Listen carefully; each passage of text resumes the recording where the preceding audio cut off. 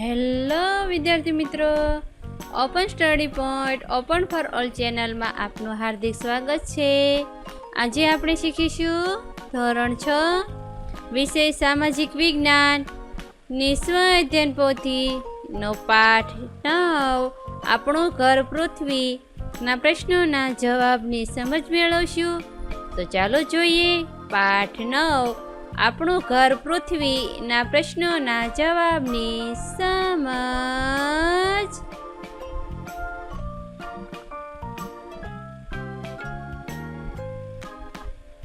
પ્રશ્ન 1. નીચે આપેલા દરેક પ્રશ્નના ઉત્તર માટે આપેલા વિકલ્પોમાંથી સાચો વિકલ્પ શોધી ખાનામાં લખો. 1. નીચેનામાંથી કયો ગ્રહ બાહ્ય ગ્રહ છે? Options: A Mangal, B Prithvi, C Uranus, D બુધ. સાચો વિકલ્પ C યુરેનસ. સવાલ 2. 180 અંશ રેખા વૃત્ત કયા નામે ઓળખાય છે? A ગ્રીનિચ રેખા, B ઉત્તર ધ્રુવ, C કર્કવૃત્ત, D આંતરરાષ્ટ્રીય દિનાંતર રેખા. સાચો જવાબ D આંતરરાષ્ટ્રીય દિનાંતર રેખા નામે ઓળખાય છે. 3. 6705 અંશ ઉત્તર અક્ષાંશ અને 90 અંશ ઉત્તર અક્ષાંશ વચ્ચે કયો કટિબંધ આવેલો છે? A ઉષ્ણ, B શીત, C સમશીતોષ્ણ, D તમામ. સાચો વિકલ્પ B શીત. 4. સૂર્યનો ક્રાંતિવૃત્ત વિષુવવૃત્તને વર્ષમાં કેટલી વાર છેદે છે? A 1, B 2, C 3, D 4. સાચો જવાબ B 2 વાર. 5. પૃથ્વી અને સૂર્યની વચ્ચે ચંદ્ર આવે તો કયું ગ્રહણ જોવા મળી શકે? A ચંદ્રગ્રહણ, B સૂર્યગ્રહણ, C A અને B બંને, કે D એક પણ નહીં. સાચો જવાબ B સૂર્યગ્રહણ. પૃથ્વી અને સૂર્યની વચ્ચે ચંદ્ર આવે તો સૂર્યગ્રહણ જોવા મળી શકે છે. 6. તમે 23.5 અંશ ઉત્તર અક્ષાંશ પાસે ઊભા છો તો ત્યાંથી પસાર થતું અક્ષાંશ કયા નામે ઓળખાય છે? A કર્કવૃત્ત, B મકરવૃત્ત, C વિષુવવૃત્ત, કે D ઉત્તર ધ્રુવ. સાચો જવાબ A કર્કવૃત્ત. 7. તમે 23.5 દક્ષિણ અક્ષાંશથી 0 અક્ષાંશ પર પહોંચો છો તો ત્યાં કયો કટિબંધ આવેલો હશે? A ઉષ્ણ કટિબંધ, B શીત કટિબંધ, C સમશીતોષ્ણ કટિબંધ, D A અને B બંને. એનો સાચો જવાબ A ઉષ્ણ કટિબંધ. 8. તમે બ્રાઝિલ દેશમાં રહો છો તે સમયે ભારતમાં ઉનાળો હોય તો તમે બ્રાઝિલ દેશમાં રહો છો તે સમયે ભારતમાં ઉનાળો હોય તો તમે ત્યાં કઈ ઋતુનો અનુભવ કરતા હશો? A ઉનાળો, B શિયાળો, C A અને B બંને, D કોઈ પણ નહીં. સાચો જવાબ A ઉનાળો. 9. કયા ગ્રહને પૃથ્વીનો જોડિયો ભાઈ કહે છે? A શુક્ર, B મંગળ, C યુરેનસ, D નેપચ્યુન. સાચો જવાબ A શુક્ર ગ્રહને. 10. આપણા સૌરમંડળના કેટલા ગ્રહ છે? A 4, B 7, C 8, D 9. સાચો જવાબ C 8 ગ્રહ છે. પ્રશ્ન 2. A બંધ બેસતા જોડકા રચો. વિભાગ અ ને વિભાગ બ સાથે જોડીશું અને ઉત્તરના ખાનામાં જવાબ લખીશું. 1. 0 અંશ રેખાંશ F ગ્રીનિચ રેખા, 2. 6605 ઉત્તર અક્ષાંશ, E ઉત્તર ધ્રુવ વૃત્ત, 180 અંશ રેખાંશ, C દિનાંતર રેખા, 0 અંશ અક્ષાંશ, D વિષુવવૃત્ત, 6605 દક્ષિણ અક્ષાંશ, B દક્ષિણ ધ્રુવ વૃત્ત, 90 અંશ ઉત્તર અક્ષાંશ, A ઉત્તર ધ્રુવ. પ્રશ્ન 2. B મને ઓળખો. 1. મને સજીવોનો પાલક કહે છે? સૂર્ય, B સવાલ 2. હું સૌર પરિવારનો સૌથી મોટો ગ્રહ છું. ગુરુ ગ્રહ. 3. હું હંમેશા એક જ દિશામાં ચોક્કસ સ્થળે દેખાતો તારો છું. ધ્રુવનો તારો. 4. હું ઇંગ્લેન્ડના ગ્રીનિચ શહેર પરથી પસાર થતી રેખા છું. ગ્રીનિચ રેખા. 5. હું પૃથ્વીની આસપાસ ફરું છું. ચંદ્ર. પ્રશ્ન 3. યોગ્ય શબ્દો વડે નીચેના વિધાનોની ખાલી જગ્યાઓ પૂરો. 1. આજે આપણે ખાલી જગ્યા સિસ્ટમ દ્વારા જે તે સ્થળના અક્ષાંશ અને રેખાંશ જાણી શકીએ છીએ. ગ્લોબલ પોઝિશનિંગ એટલે કે GPS સિસ્ટમ દ્વારા. 2. પૃથ્વીના ગોળા પર દોરેલી આડી કાલ્પનિક રેખાઓને ખાલી જગ્યા કહે છે, અક્ષાંશ કહે છે. 3. 90 અંશ દક્ષિણ અક્ષાંશ દક્ષિણ ધ્રુવવૃત્તના નામે પણ ઓળખાય છે. 4. સૂર્યની 23.5 ઉત્તર અક્ષાંશથી 23.5 દક્ષિણ અક્ષાંશ સુધીની ગતિ ખાલી જગ્યા કહેવાય છે, અયન કહેવાય છે. 5. પૃથ્વીના સૂર્યની આસપાસ ફરવાના માર્ગને ખાલી જગ્યા કહે છે, પરિક્રમણ. પ્રશ્ન 4. નીચેના પ્રશ્નોના ઉત્તર 1-2 વાક્યોમાં લખો. હવે આપણે પ્રશ્નોના જવાબની સમજ મેળવીએ. 1. પૃથ્વીના તાપમાન, પ્રકાશ, ગરમી અને ઠંડીના આધારે પાડેલા ભાગોને શું કહે છે? જવાબ. પૃથ્વીના તાપમાન, પ્રકાશ, ગરમી અને ઠંડીના આધારે પડતા ભાગને કટિબંધો કહે છે. સવાલ 2.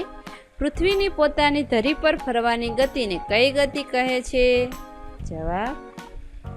પૃથ્વીની પોતાની ધરી પર ફરવાની ગતિને પરિભ્રમણ અથવા ધરીભ્રમણ કહે છે. સવાલ 3. 180 અંશ રેખાંશ પર આવેલી રેખાને વાંકી ચૂકી દોરવામાં આવી છે. એને સીધી દોરવાથી કઈ મુશ્કેલી પડે છે? જવાબ. આંતરરાષ્ટ્રીય દિનાંતર રેખા એક જ દેશના કેટલાક ટાપુઓ પરથી પસાર થાય છે અને ત્યાં સમયનો ગોટાળો ન થાય તે માટે તેને વાંકી ચૂકી દોરવામાં આવે છે. સવાલ 4. સૂર્યની સૌથી નજીકનો ગ્રહ કયો છે? જવાબ. સૂર્યની સૌથી નજીકનો ગ્રહ બુધ છે. 5. બધા જ ગ્રહો કોની પ્રદક્ષિણા કરે છે? બધા જ ગ્રહો સૂર્યની પ્રદક્ષિણા કરે છે. 6. જાણીતા નક્ષત્રોની કુલ સંખ્યા કેટલી છે? જાણીતા નક્ષત્રોની કુલ સંખ્યા 27 જેટલી છે. 7. બુધને આંતરિક ગ્રહ શા માટે કહેવાય છે? જવાબ. બુધ પૃથ્વીની સૌથી નજીકનો ગ્રહ હોવાથી તેને આંતરિક ગ્રહ કહે છે. 8. કયા ગ્રહને પાઘડિયો ગ્રહ પણ કહે છે અને શા માટે? જવાબ. શનિ ગ્રહને પાઘડિયો ગ્રહ કહે છે કેમ કે શનિની આસપાસ વીંટી આકારના નીલા રંગના 3 તેજસ્વી વલયો આવેલા છે. આ વલયો માથા પર પહેરેલી પાઘડી જેવા લાગતા હોવાથી શનિને પાઘડિયો ગ્રહ કહે છે. પ્રશ્ન 5. નીચેના પ્રશ્નોના ઉત્તર 2-3 વાક્યોમાં લખો. 1. દક્ષિણાયન એટલે શું? 22 જૂનથી સૂર્યના સીધા કિરણો કર્કવૃતથી ખસીને દક્ષિણ વિષુવવૃત્ત તરફ પડવાનું શરૂ થાય છે તેને દક્ષિણાયન કહે છે.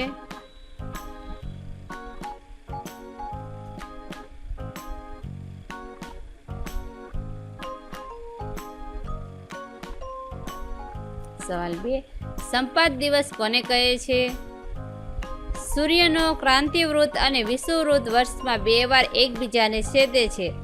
જે દિવસે તે બંને એકબીજાને છેદે તે છેદ બિંદુને સંપાત દિવસ કહેવામાં આવે છે. 3.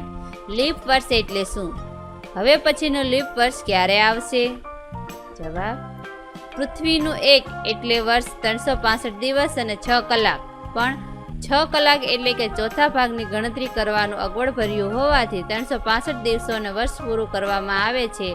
બાકી બચેલા 6 કલાકને દર 4 વર્ષે ફેબ્રુઆરી મહિનામાં 1 દિવસ વધારીને એટલે કે 28 દિવસને બદલે 29 દિવસ કરીને સરભર કરવામાં આવે છે. હવે પછીનું લીપ વર્ષ 2024માં આવશે. 4. જો પૃથ્વી સૂર્યની આસપાસ ન ફરે તો શું થાય? જવાબ: જો પૃથ્વી સૂર્યની આસપાસ ન ફરે તો દિવસ રાત ન થાય, ઋતુઓ ના આવે, જે ભાગ સૂર્ય સામે હોય ત્યાં હંમેશા અંજવાળું રહે અને જે ભાગ સૂર્યની પાછળ હોય ત્યાં અંધારું રહે. પૃથ્વી પર જીવ સૃષ્ટિ ના થાય. પ્રશ્ન 6. નીચેના વિધાનો માટે કારણો આપો. 1. દર પૂનમે ચંદ્રગ્રહણ થતું નથી કારણ કે ચંદ્રને સૂર્ય તરફથી પ્રકાશ મળે છે, તેથી ચંદ્ર તરફ જતા સૂર્યના કિરણોની વચ્ચે પૃથ્વીનો અવરોધ આવે એટલે ચંદ્રના એટલા ભાગમાં અંધકાર રહે છે. પૃથ્વીના એટલા ભાગનો પડછાયો ચંદ્ર પર પડે છે. સૂર્યનો આ ભાગ આપણને જે દેખાય નહીં, જેને ચંદ્રગ્રહણ કહેવામાં આવે છે, આ ઘટના પૂનમની રાતે થાય છે. 2. દર અમાસે સૂર્યગ્રહણ થતું નથી કારણ કે ચંદ્ર પૃથ્વીની વધુ નજીક છે, તે પૃથ્વીની આસપાસ ફરે છે. ક્યારેક તે ફરતી વખતે સૂર્ય અને પૃથ્વીની વચ્ચે આવી જાય છે. આ વખતે ચંદ્રના અંતરાયથી સૂર્ય દેખાતો બંધ થાય છે. આ ઘટનાને સૂર્યગ્રહણ કહે છે. ચંદ્ર સૂર્ય કરતાં નાનો હોવાથી તે સૂર્યને ઢાંકી શકતો નથી. આ કારણે આખી દુનિયામાં સૂર્યગ્રહણ એકસાથે જોઈ શકાતું નથી. સૂર્યગ્રહણ અમાસે થાય છે, પરંતુ દર અમાસે આ ઘટના બનતી નથી. 3. ઉલ્કાને આપણે ખરતો તારો પણ કહીએ છીએ કારણ કે અવકાશમાં ફરતા પથ્થરના નાના નાના ટુકડા અથવા ગ્રહોના નાના ભાગો પૃથ્વીની નજીક આવતા ગુરુત્વાકર્ષણ બળના લીધે પૃથ્વી તરફ ખૂબ ઝડપથી ખેંચાઈ આવે છે. વાતાવરણમાં પ્રવેશતા ઘર્ષણના લીધે તે સળગી ઉઠે છે, જેને આપણે ઉલ્કા કહીએ. તેથી તે ખરતા તારાની જેમ દેખાય છે. પ્રશ્ન 7. આકૃતિ દોરી નામ નિર્દેશ કરો. અહીં આકૃતિ આપેલી છે, તેમાં નામ નિર્દેશ કરેલું છે. સૂર્યના કિરણો પૃથ્વી તરફ જઈ રહ્યા છે અને પૃથ્વીના ભાગમાં ઉત્તર ધ્રુવ 90°, ત્યારબાદ કર્કવૃત, વિષુવવૃત, મકરવૃત, હસ્ય ધ્રુવ, દક્ષિણ ધ્રુવ.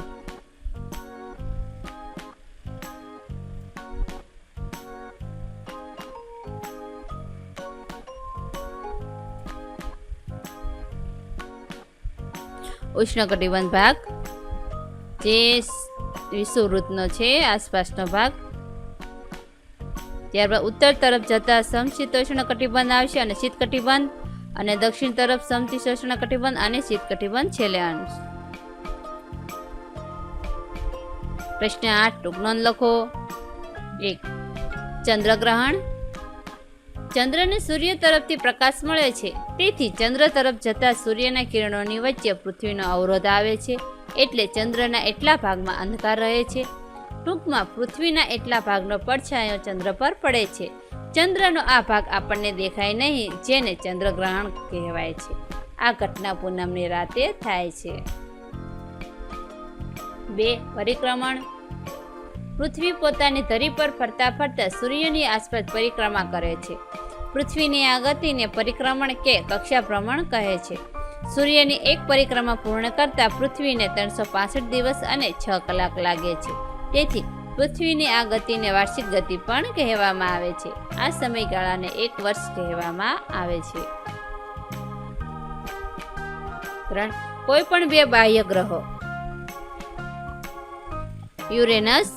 તે સૂર્યથી ખૂબ દૂર હોવાથી સૂર્યનું પ્રખર તેજ તેની સપાટી પર આછી ચાંદની જેવું દેખાય છે. તે અત્યંત ઠંડો ગ્રહ છે. તેને જોવા માટે ટેલિસ્કોપની મદદ લેવી પડે છે. નેપચ્યુન. તે નીલા રંગનો ખૂબ ઠંડો ગ્રહ છે. તેના વાતાવરણમાં મિથેન નામનો ઝેરી વાયુ છે. આ ગ્રહ પર પૃથ્વીની જેમ ઋતુ પરિવર્તન થતું જોવા મળે છે. તેને 8 ઉપગ્રહો છે. ઈસવીસન 1845માં ગેલે નામના ખગોળશાસ્ત્રીએ આ ગ્રહની શોધ કરી હતી. આ વિડીયો નિહાળવા બદલ આપનો ખૂબ ખૂબ આભાર અને ઓપન સ્ટડી પોઈન્ટ ચેનલ તરફથી વિડીયો નિહાળવા બદલ આપનો આભાર. આવા બીજા વિડીયોઝ નિહાળવા માટે અમારી YouTube channel open study point અત્યારે જ સબસ્ક્રાઇબ કરો.